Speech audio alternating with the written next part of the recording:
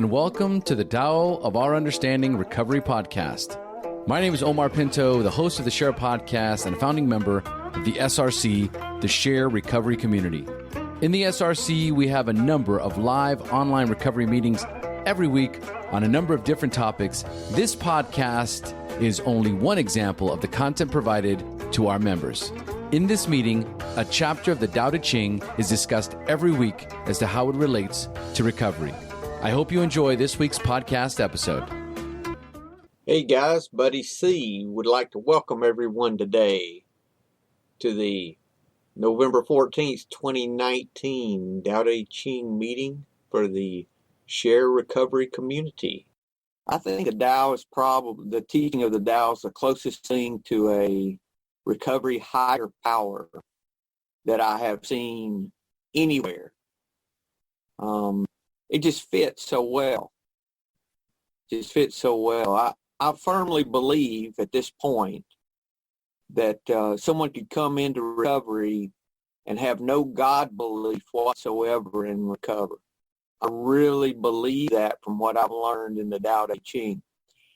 And what I mean by that is that if they can believe that love will find a way, that when they love people, their life changes, the rest of it will just work itself out for itself. And that's part of what we're talking about today, actually, is letting it be and just these belief systems that hold us back is a lot of this. Thank you, Father, for all the gifts. I'd like to welcome everyone. Got Kate and Marla and Craig and Lala and Paul and Tina and Rob and Suzanne today. Anything to talk about before we have, what's our email, Marla? It's our email is wisdom526@gmail.com. Guys, any questions, any comments? If you think you've got this figured out, just let us know what it's all about, and we'll talk about it. That's the big gift in this, I think, is that I just don't have to have life figured out anymore. Mm-mm. I used to have everything figured out. No matter what it was we were talking about, I had to have the answer. Or at least I had to rationalize why I didn't have the answer. I had to have an idea of a solution some way, and I had to be okay with it. And if I didn't know, I had to be okay with it and had to have a reason why. Not just maybe or I don't know. I have no idea how that works. There was I have no idea in my vocabulary. None whatsoever. And there's a peace that comes with that letting go that is just unbelievable. Unbelievable. Okay, well, let's just go ahead and start. Kate, I'll unmute you. Let me share the screen. And I'll get you to read the second. Oh, let me share that I'm going to share in the chat. So if you guys want to pull this up on your computer, you're welcome to. That's easier a lot of times. Okay, Kate.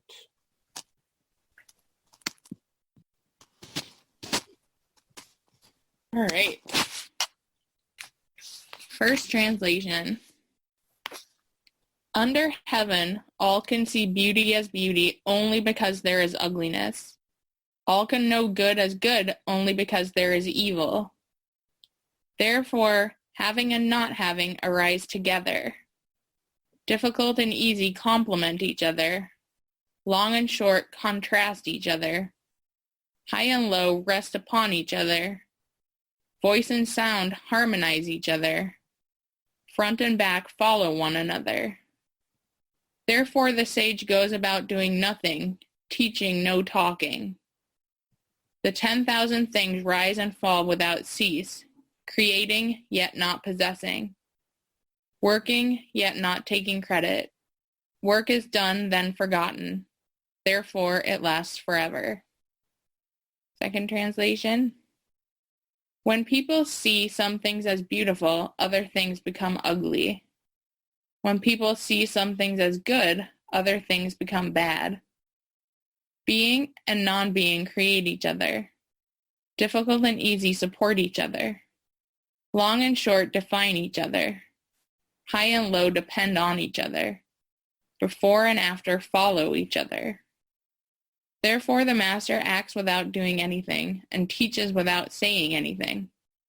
Things arise and she lets them come. Things disappear and she lets them go. She has but doesn't possess, acts but doesn't expect. When her work is done, she forgets it. That is why it lasts forever. Third translation.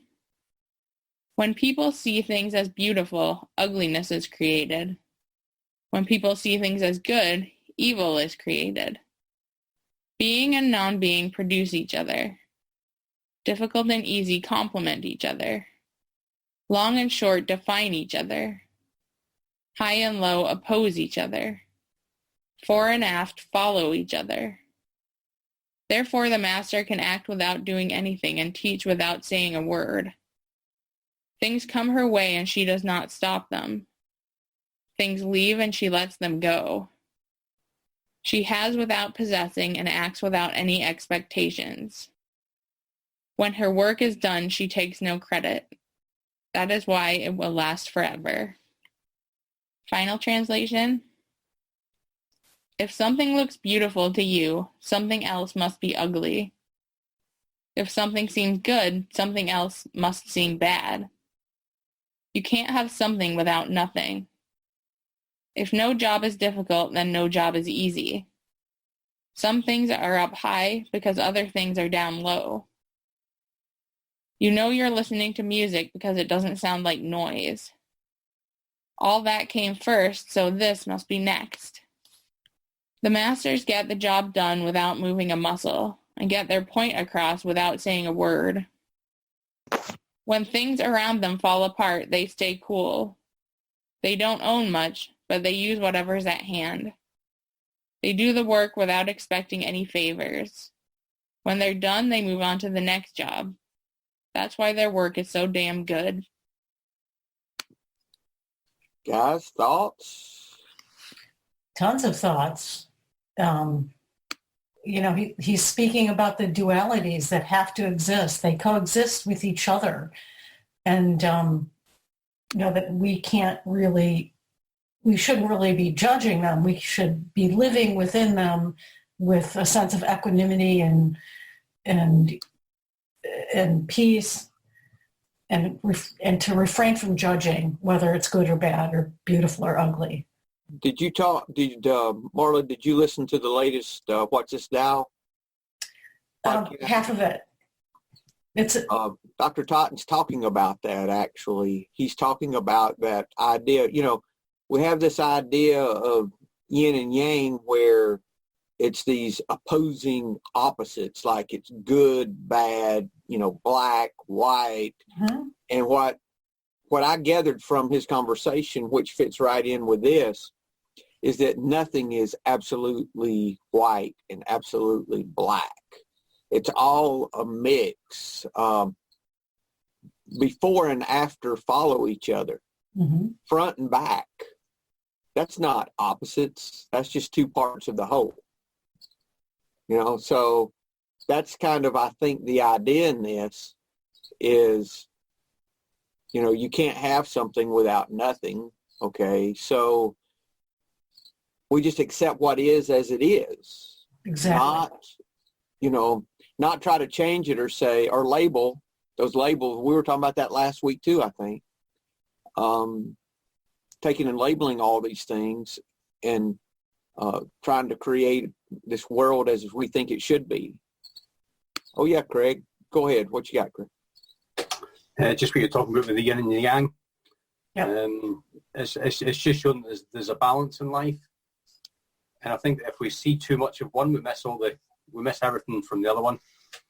So if we're concentrating on it, if we think about recovery, for example, recovery for myself is like a mindset.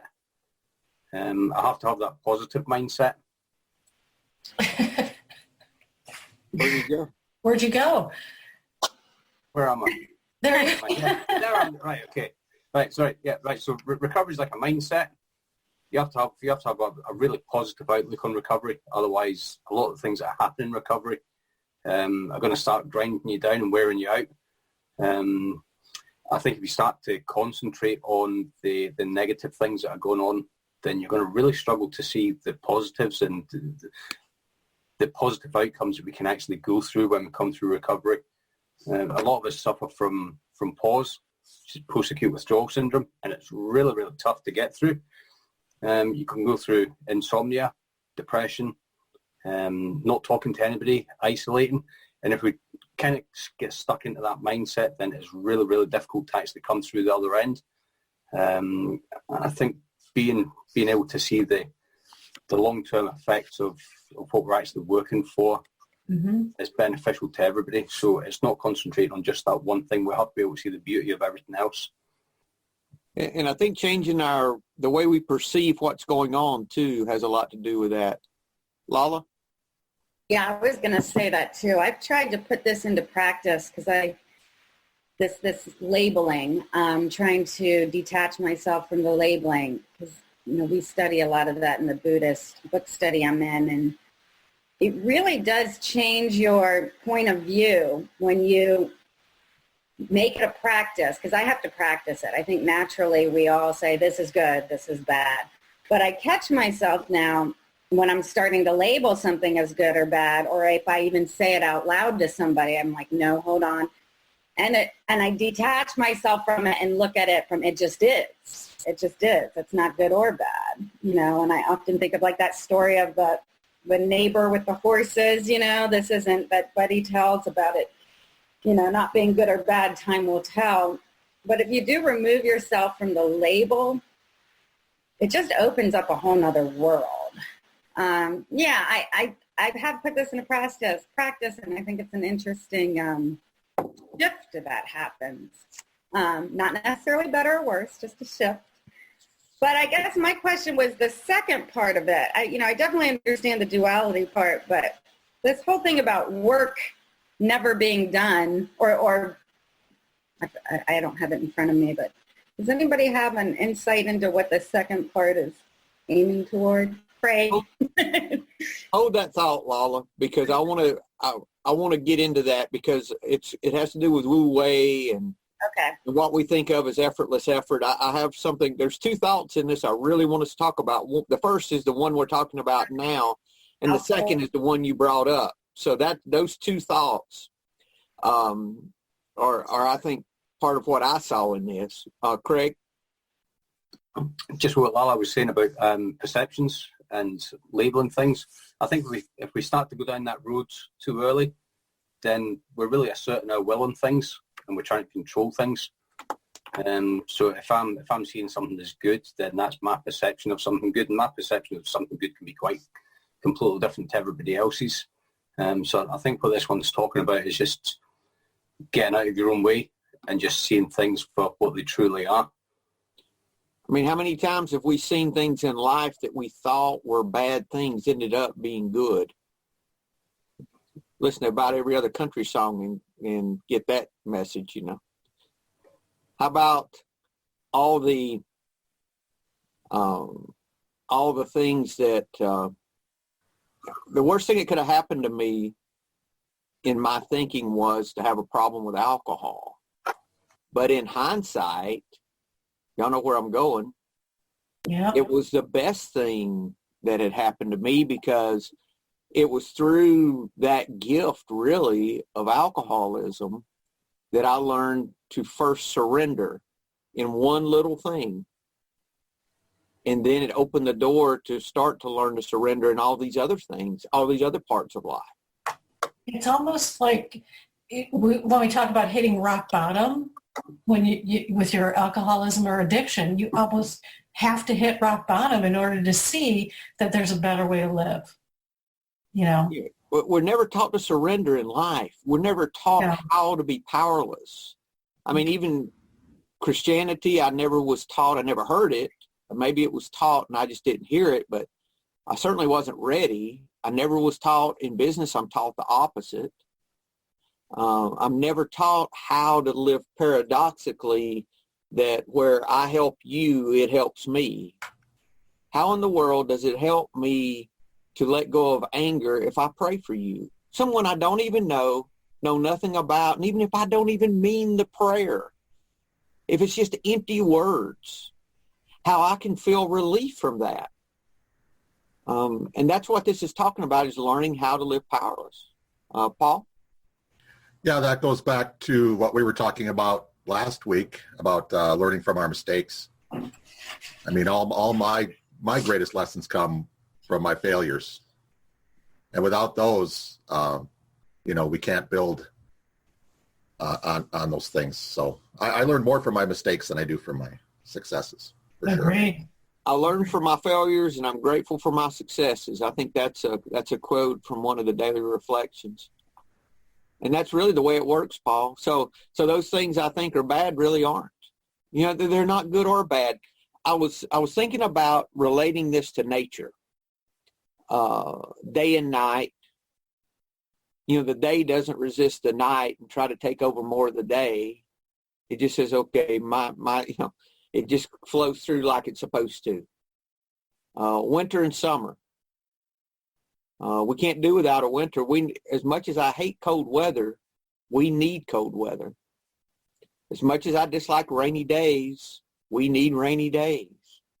We need all of that. We need the whole gambit. And I think that there's a way that we can relate that to our lives too. How we need all these things that are happening in our life. Because if everything was great, we would not learn any of the lessons that we need to learn. I know I wouldn't. I think there's one thing I can be very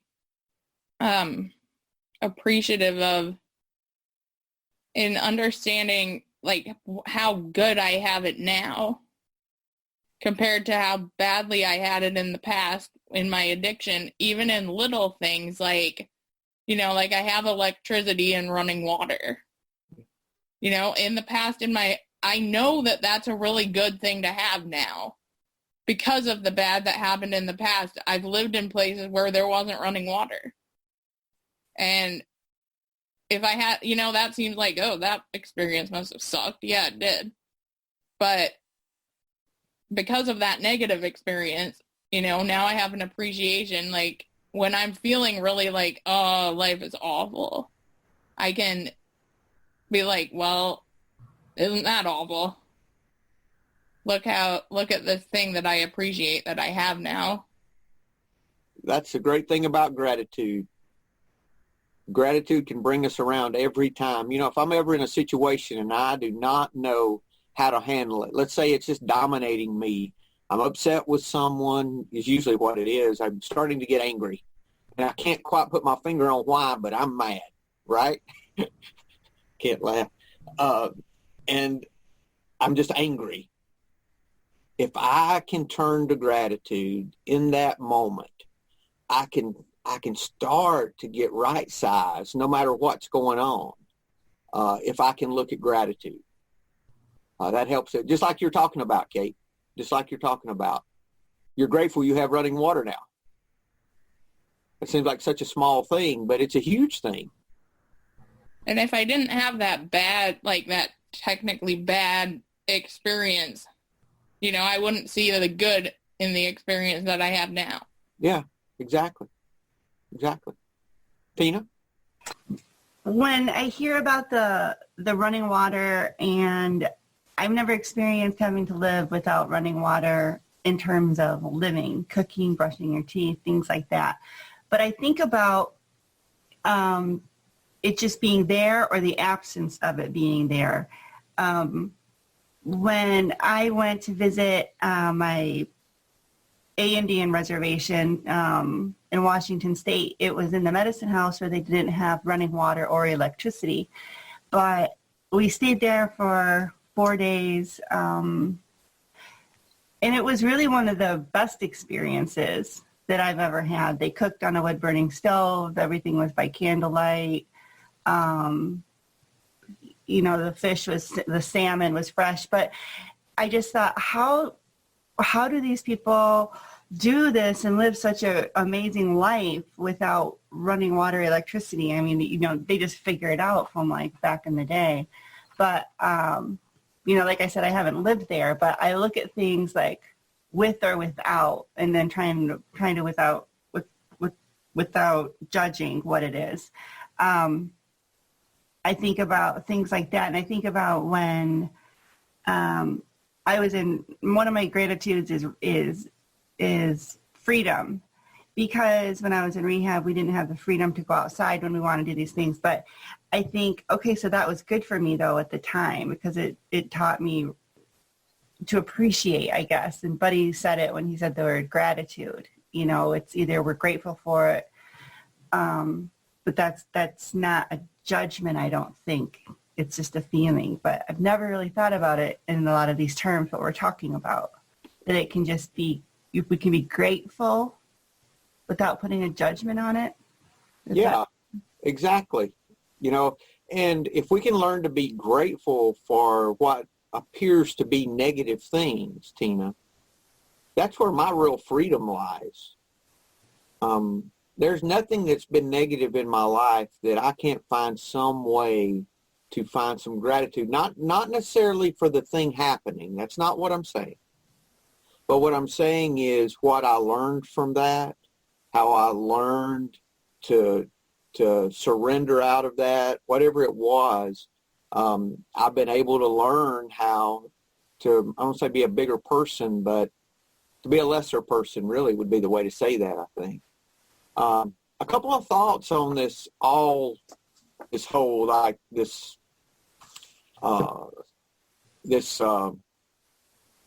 being and non-being created from each other, which is a line from Stephen Mitchell. This would be for me controlling the world versus all is as it should be. When I'm controlling, I'm not accepting life the way life is. I'm trying to change and fix. And when I'm doing that, if my attitude were more of all is as it should be, then I would not think I had to be in control and all those little things. From a Christian perspective, I was thinking of the control side would be living by faith. I don't have because I'm not believing, or I don't have because I sinned, or I don't have because of some mistake I have made. I'm at fault. I'm guilty. Versus giving thanks for all things. That giving thanks for all things is the always as it should be in my thinking. How about this one? More of a, and it's really just changing your perception of what's going on, like we've talked about before. If you're talking about A Course in Miracles, and everyone was offending me, they're attacking me, the opposite of that, or the inverse, would be nothing is personal. When someone attacks, they're just attacking themselves. They're asking me to love them. They're not attacking me. What a difference in just changing the way we look at things. I know those are extremes. We all fall somewhere in the middle there. I mean, I know I do. But that idea that we don't have to control all of this, just like we don't have to try to extend the day because we have more things to do. The day and night's going to roll through like it needs to. There's going to be another day tomorrow and we can finish then, all those type things. It's just really a surrender to everything around us. And I think that, Lala, leads into what you're talking about. And I made a note about that our work is part of the whole, so we can let go of it. We're not controlling our work, just like the day doesn't control the night doesn't control the day. It's the same kind of surrender. It's the same kind of flow. And when we realize that we don't put our value in the things we accomplish, that's holding on to it, trying to make that day extend longer in regards to what we're accomplishing or what we're doing, when we're trying to extend our credit for what we're getting. See, what her work is done, she takes no credit. That is why it will last forever. I think that's the idea behind it. I really do. Any thoughts? This Rob. Oh, go ahead. Bear with me because my thinking is a little foggy these days. But as I wrestle with this, I do daily devotionals, and there seems to be dichotomy, opposing, just back to back. I had one that was, don't try to make plans. What are you gonna do tomorrow? What city are you gonna go to? And you're really not in control. Anyway, and then you turn the page, and the next day is, hey, why would you try to build a tower if you didn't count the costs and plan and build the foundation? Because if you didn't do it right, when it's all done, you're sitting there with a half-built tower, and everybody's going to be going, wow, you didn't work, you didn't plan. So you got to plan, but then you don't got to plan because you're not in control anyway. And in the past, I'd hit these. I still do. I'm not past. Now my mind's like, ugh, I can't figure this out. So I'm just going to zone. I'm going to do some adrenaline sport or drink, or something. I can't figure it out. And everything's got to be black or white. Since it's not, I'm going to just check out. Can't figure it out. There's no answers, right? This guy hit me, but I'm supposed to forgive him. But he hit me, and he doesn't have any money, and I got bills to pay, and how do I love this guy? I really want to go punch him, but that's not good. So, this whole dichotomy thing, I'll be honest with you, I wrestle with it, and I'm going to have to deal with it. But in the past, I'll be honest, I get home after work and just, hit the bottle. But anyway, that's what I got at this point. Rob, for me, the first thing I have to do in those situations is narrow it down to what I have to deal with right now. What part of that do I have to deal with today? Not what part of it I think is unfair or I think should be different, because it's not. And how I can break that down to what's going on in the moment that I have to deal with today. Yeah, I have bills to pay. What bills do I have to pay right now today? What part of this do I have to take care of today? And if I can narrow it down, it takes the amount of things that I have to take care of become much less and much more manageable.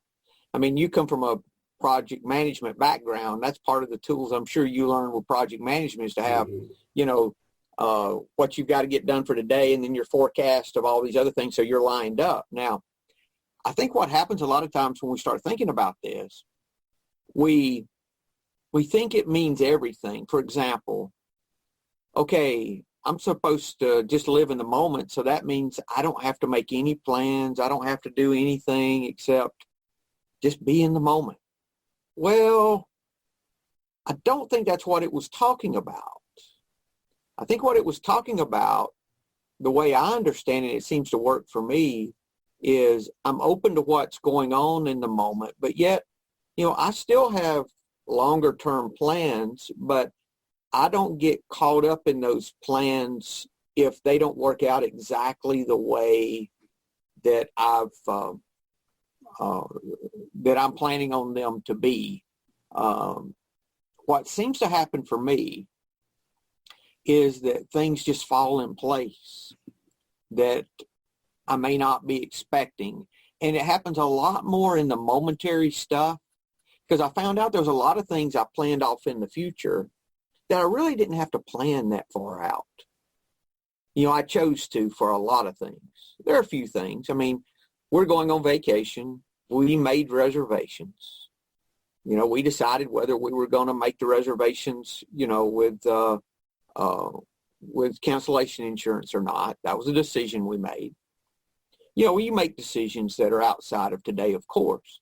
But there's a lot of things, I don't have to sit and plan exactly how far I'm driving every day today, or all the other little things I could do that are not, that I don't have to. So I try to narrow that back and have more of a moment by moment as much as I can. That helps me to start with that.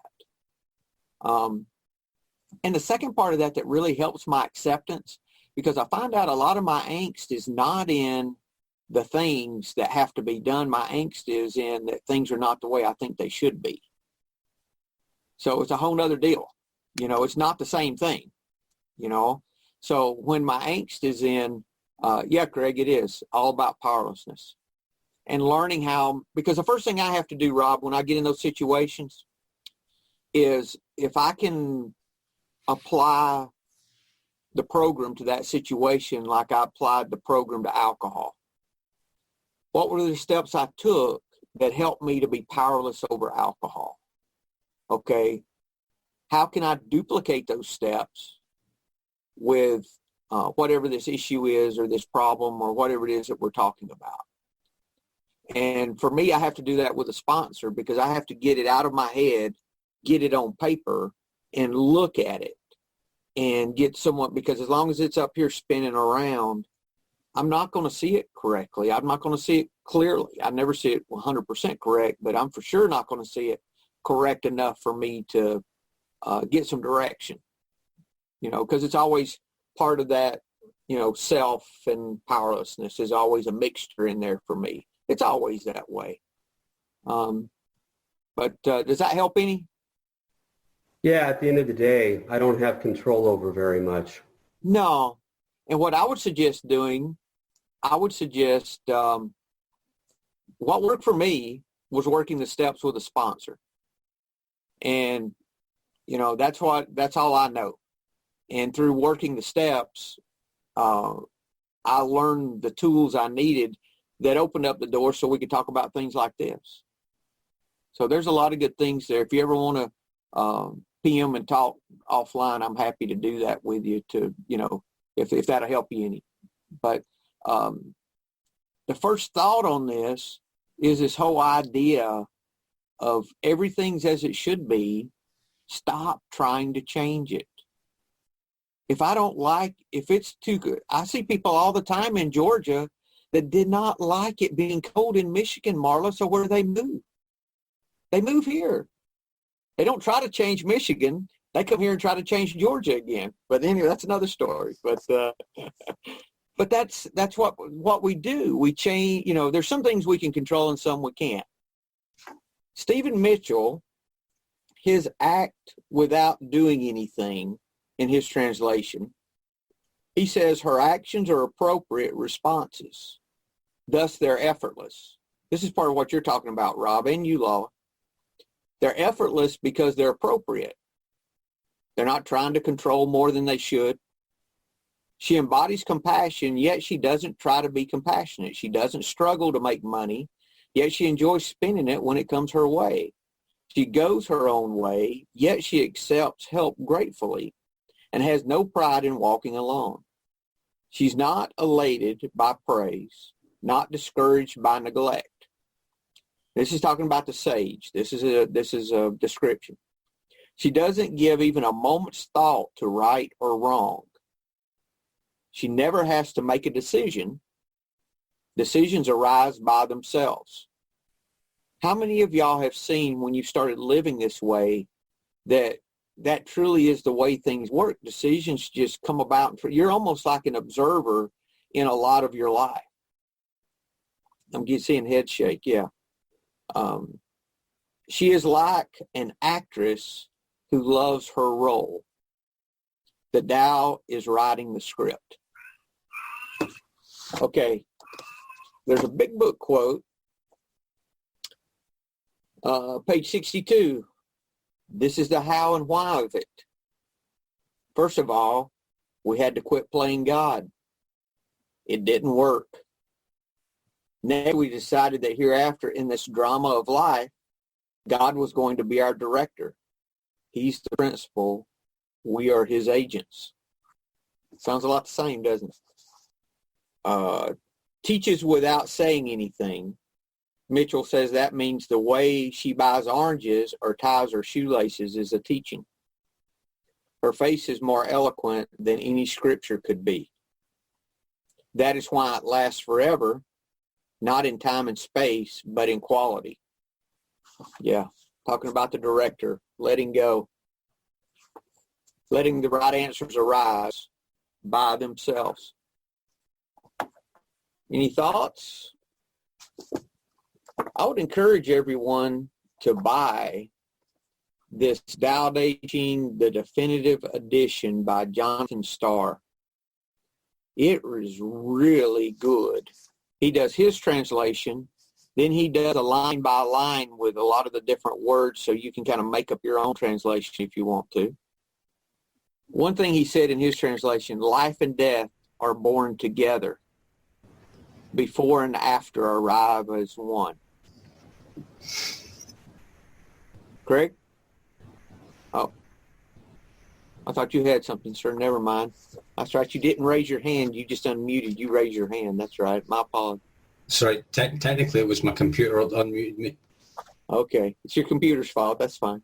I'm powerless over the fact my computer's just started to work. I was looking to see if there's anything in his that was, yeah, here's, the sage does accomplishes by non-interference. I thought that was really good. One of the words for that, acting effortlessly, is non-interference. Lets things, attends to things as they take their rise, as they come up. Same thing. Does not rely on his own ability. Is not attached to the fruits of his actions. The fruit of his actions. Think about that. When you plant the tree, you expect to get the apples off of it, right? But what they're saying is that's a good definition of expectations, is that they accomplish the work but are not attached to the fruit of that work brings about. Just lets that go. Their job is not to pick fruit. Their job is to do the work. I have got that confused many times when I think my job is to not only grow the tree, but to pick the fruit. My job is to do the watering or whatever there is to do. Whatever happens with the fruit, that's somebody else's job. And if I can approach my business the same way, where my job is what's in front of me to do, and not attach my value and attach all the things that I have in the past to my work, then I stay out of all that control. Does that make sense? Y'all are quiet today. Let's talk about Dyer a little. We've got a few minutes. He's got a lot today. Yeah, I underlined quite a bit. Let me share the screen with him. Under heaven, all can see beauty as beauty, only because there's ugliness. All can know good as good only because there's evil. Being and non-being produce each other. The difficult is born in the easy. Long is defined by short, the high by the low. Before and after go along with each other. So the sage lives openly with apparent duality and paradoxical unity. The sage can act without effort and teach without words. Nurturing things without possessing them, he works, but not for rewards. He competes, but not for results. When the work is done, it is forgotten. That is why it lasts forever.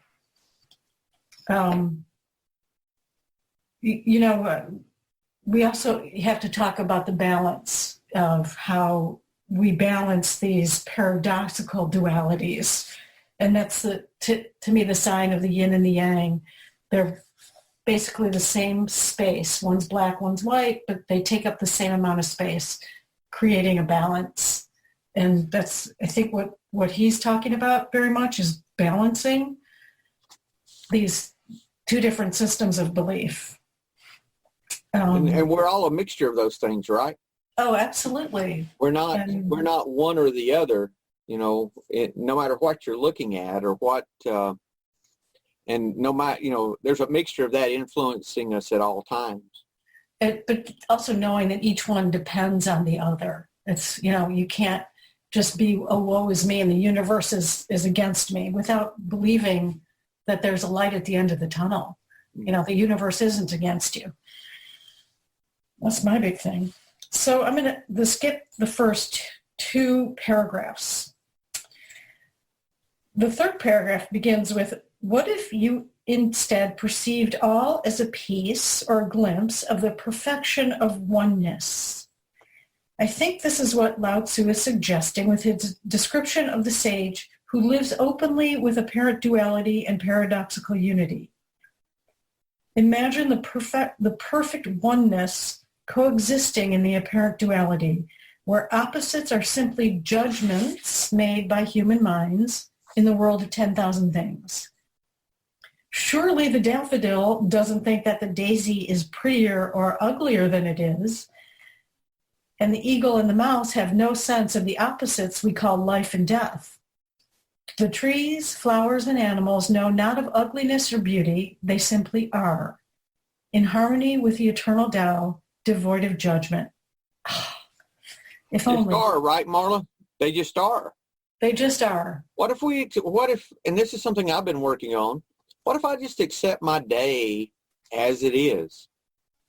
How much easier, no matter what it is that's going on that day, would it be easier, even if I didn't even take a spiritual approach to anything, and I didn't think I left all that out of the picture, and I just said, I'm just going to accept what happens today and just deal with it in the moment, not put all this other stuff on it. If I just did that little bit of narrowing it down to the moment, it would make my day so much easier. And, I think we can take that a little bit deeper in terms of how we judge ourselves, which we are our own harshest critics. And I speak from experience. How hard it is to not judge myself. And if I can just learn how to just be who I am and be happy with who I am, a lot of the disconnectedness probably would never have happened, where I needed to reach for something to soothe myself. So that's what I'm reading into all of this, is how to accept myself also as I am. It's so much easier to be powerless or to leave room for any help from any type of higher power if we can, if today I can just accept things as they are and know I'm not in control of all of this. Well, when you take it to the personal, we feel like we have control of ourselves. Like I can control how I feel about things, or I can control what happens to me, or I can control my fate. It's not necessarily true. Let's say if there are things we can do to change our course. Let's say we really do those things, but that's part of the serenity prayer really is all about. Mm-hmm. It's all about those things that we can control and those things we can't. Hey, right. Have a great day. And things we can't. So that, if we really narrow it down, even if we think we can control a lot of things, there's so much I would spend my time trying to control that there's no way in hell I could control at all. But all of my energy was spent, the majority of my energy was spent trying to control those things, not the things I could control. That's good. Thank you, Maura. I think you get so invested when you try and control things, you get more invested in their outcome. Absolutely. You're already kind of on this pathway of going, well, this is how it's supposed to be because I put all this energy into it. That's what's really exhausting, is you're getting attached to the outcome of the situation when you put your energy into it. You're getting attached to the fruit that hasn't grown yet, right, Laura? Yeah. Yeah, we do. I wanted this. Yeah. My God, I worked hard on this. I better see some fruit out of it. Yeah. I guess that's where the work just disappears into it. It just is. It switches, right? It switches from non-effort to a whole lot of effort. Yeah. Paul? Yeah, it all comes back to the ego again, doesn't it? Kind of what Marla's talking about, We have this illusion that we're in control. That's your ego, Marla. Damn that ego. If only you can control it. And the thing is this, the ego only has one tool, and that's fear. So if you start getting fearful, you thought, whoa, wait a minute. how am I letting my ego control the situation? That's a real easy way to start looking, because if I'm afraid it's not going to work out like I want it to, or I'm going to lose this, or I'm already over in fear, and that's all the ego has. That's it. Yeah. Thanks, Paul. That's good. The ego. Damn. That damn ego. Damn ego. To go on, I love this paragraph. As the sage lives openly with apparent duality, he synthesizes the origin with the manifestation without forming an opinion about it. Living without judgment and in perfect oneness is what Lao Tzu invites his readers to do. He invites our wisdom to combine perceived opposites and live a unified life. The perfection of the Tao is allowing apparent duality while seeing the unity that is reality. Life and death are identical. Virtue and sin are judgments, needing both to identify either. These are the paradoxes of a unified life. This is living within the eternal Tao. Once the dichotomies or pairs of opposites are transcended, or at least seen for what they are, they flow in and out of life like the tides. Hey, Marla, I think that, I've always heard this quote, this Tao quote, hope and fear are both danger, or that hope is just as dangerous as fear. Yeah. And I was like, what does that mean? I just kind of put that on the sheet, said, maybe I'll understand that one day. That may be what this is talking about, is that we're always into expectations. If we're fearful or hopeful, we're into results. We're into fruit. We're not into what's going on in the moment. So I thought that's how most of us live, until we start reading the Tao. Is, wrapped up in our own. Yeah, we can have a hope that, as the universe is expanding and growing and evolving and changing, if we get in line with this force of the universe through love, I think, through loving others and loving ourselves in return, then we start expanding and evolving and growing in the same way. Just as the same, as just part of the universe, not as separate, but as part of it. So that's good stuff. And we are part of the universe. Yes. Preach, Marla. Go. Preach. I'm going to skip a paragraph. Okay. I believe the Lao Tzu would apply the Tao Te Ching to today's world by suggesting the following. Live a unified life. Enter the world of oneness with an awareness of the propensity to compartmentalize everything as good or bad, right or wrong. Beautiful or ugly are standards of the physical world, not the Tao. Contemplate the insight that duality is a mind game. In other words, people look the way they look, period. Criticism is not always necessary or helpful.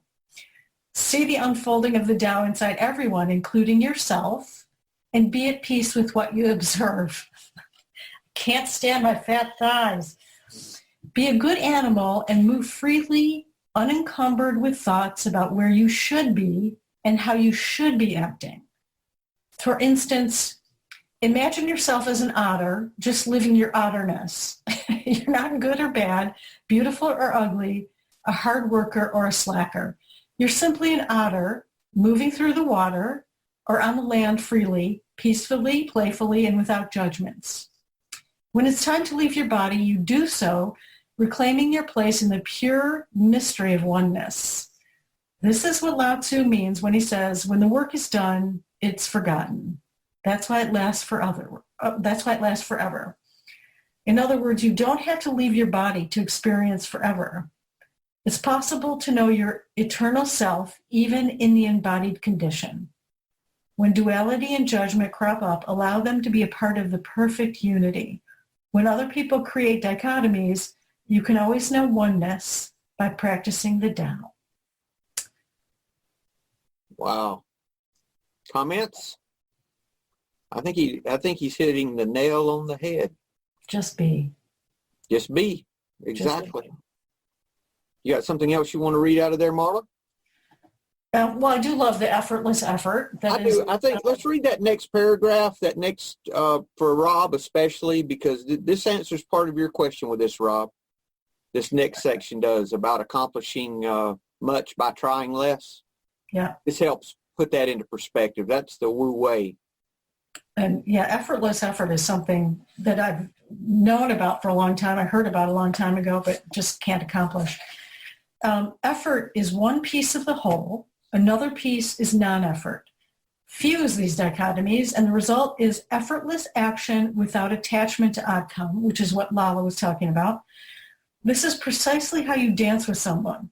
You make an attempt, assume a position, listen to the music, and let go all at the same time, allowing yourself to easily move with your partner.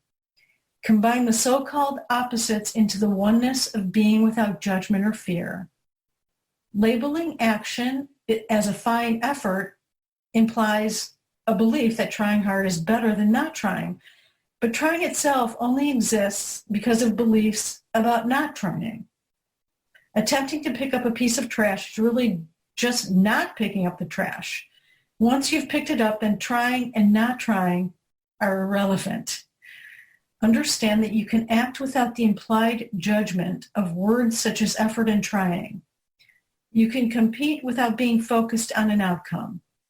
Eliminating opposites paradoxically unifies them so that it is unnecessary to identify with one position.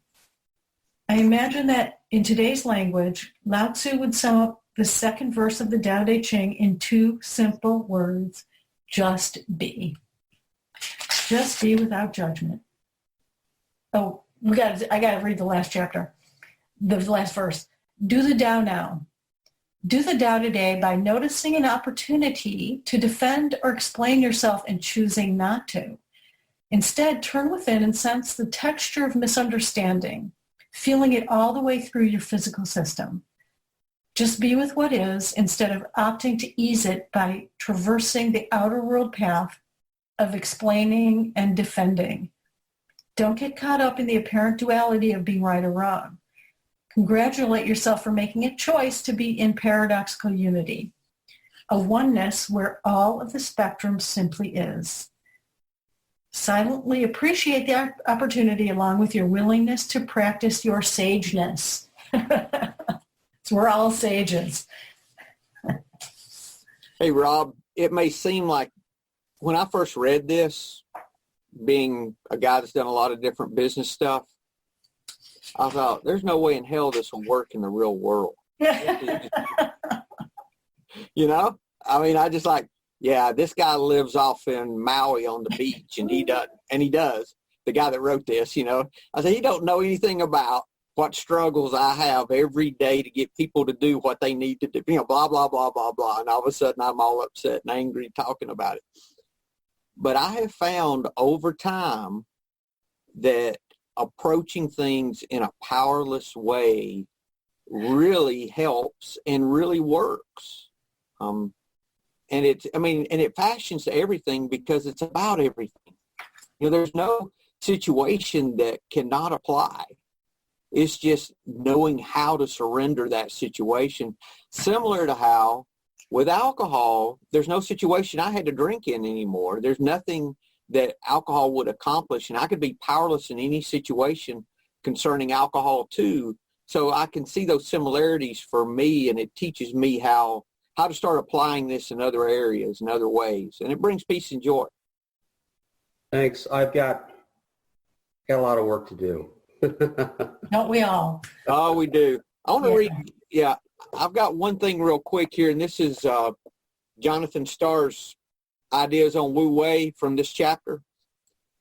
He says that the action is that natural activity which makes possible the manifestation of the universe. When the sun rises and sets, it seems to move, although it is actually motionless. In the same way, realize that freedom from action lies in action. Such a person seems like other people, but he's not affected by human nature. Like the sun, which cannot be drowned in water. He sees the whole universe is not different from himself. Though he possesses attributes, He is beyond attributes. In other words, he may have some abilities, just like, back to alcohol again, I had some abilities not to drink. I had some willpower. I have a lot of willpower about a lot of things. But my willpower was not enough pertaining to alcohol.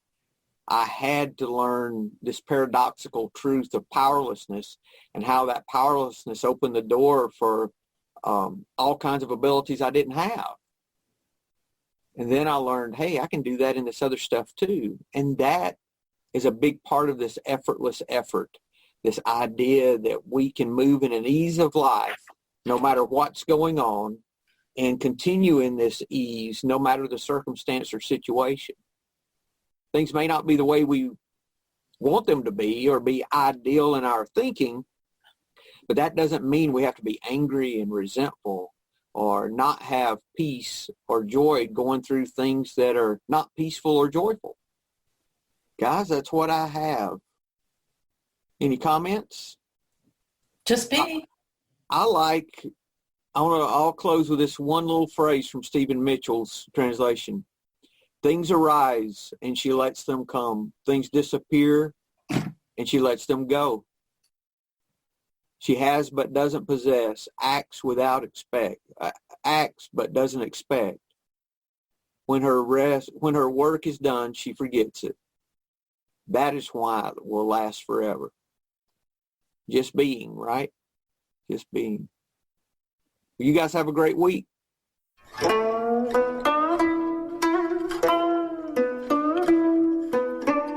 Thank you for listening to the Tao of Our Understanding Recovery Podcast. For more information about the SRC, go to theshairpodcast.com. Shair is spelled SHAIR, and look for the Shair Recovery Community link. When you join the SRC, you will be able to participate in this meeting and many more live, plus access to a video library of past meetings and many more benefits for being a part of this growing community. Thanks again for listening, and if you enjoyed this episode, please share this podcast with your friends in recovery.